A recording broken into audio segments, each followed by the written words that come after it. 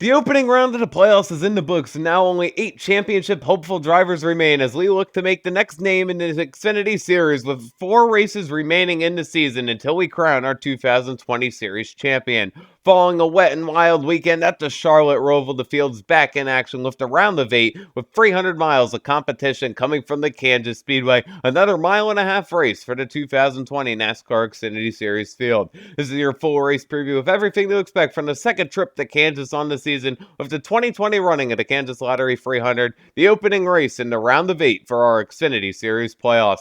Let's have a look at those 8 playoff drivers and how they stack up with the points reset. Chase Briscoe, he sits at top of the board, an 8-time winner this season, 37 points ahead of the cut line, already looking ahead to the Final Four. Austin Cindric, he's 27 points ahead of the cut line, 10 points back of Briscoe. Gotta believe he has his eyes set on the championship round as well, but anything could happen in this Team Penske 22 camp. Justin Allgaier driving the Junior Motorsports number 7, he sits 10 points ahead of the cut line right now, making it into the Final Four, and his teammate Noah Gragson by 2 points is into that championship race as well. Anything can easily change though in these playoffs, especially with a ton of talent below this cut line. At 2 points back, Justin Haley, that college racing driver, 3 wins on the season for him. He's going to be looking to get ahead of that cut line. And Brandon Jones, keep an eye on him. He's won the past 2 at Kansas. 3 wins on the season for him already. If he wins this race, he is locked in to the Final Four, as goes for all of these 8 drivers.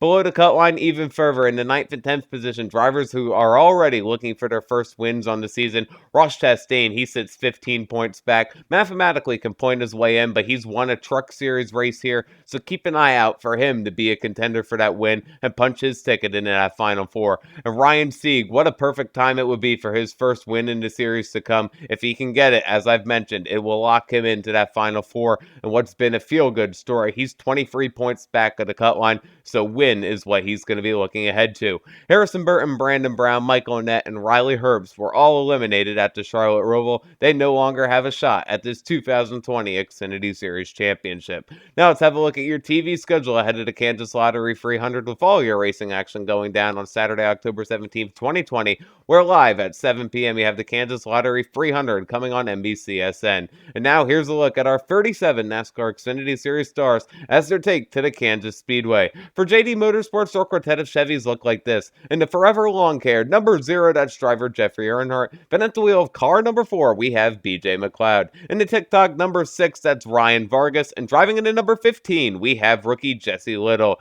Junior Motorsports is in action with their quartet of cars like this. In the Allstate Park Group's number 1, that's the Fret Michael Annett. Then for the Brand Professional Agriculture number 7, that's Justin Allgaier. With the John Andretti tribute back once again on the Poppy Bank number 8, that's Daniel Hemrick. And driving into Bass Pro Shops Black Rifle Coffee Company True Timber number 9, 2-time winner this season, it's Noah Gragson. Aura Motorsports has the Destiny Homes number 02 Chevy of Truck Series regular Brett Moffitt running double duty Saturday afternoon. And for BJ McLeod Motorsports, the Skull Racing Trio rolls like this. In the number 5 JF Electric Toyota, we have driver Matt Mills. Then in the Ice Cool Box number 78 Toyota, it's Vinnie Miller. And in a brand new free race deal, driving the E-Racing League number 99, that's Navy Commander Jesse Owuji. For SS Greenlight Racing, their duo of Chevys looks like this. Returning to the wheel once again in car number 07, we have Texas's David Starr. And in the Bucked Up Energy number 08, that's rookie driver Joe Graff Jr.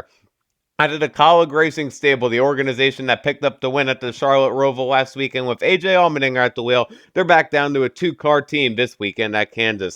In the Dyna Grow Seeds number 10, we have the Melon Man Ross Chastain. And driving in the Leaf Filter Gutter Protections number 11, 3-time winner this season, Justin Haley. For MBM Motorsports, their duo of Toyota Camrys look like this. In the RoofClaims.com number 13, that's going to be Timmy Hill. And driving the Crash Claims RS number 66, it's Stephen Light. For Joe Gibbs Racing, their trio of Toyota Supras roll to the track like this. The Monster Energy number 18 has rookie driver Riley Herbst, with the Toyota Service Center's number 19 seeing the driver who's won the past 2 here at Kansas, Brandon Jones, a free-time winner this season. And driving into Dex Imaging Morton Buildings, number 20, rookie driver Harrison Burton. Richard Childress Racing is in action with the number 21 Chevy, seeing Fast Pasta Anthony Alfredo. And then into Team Penske Menards, number 22 Ford. That's five-time winner this season, Austin Cindric.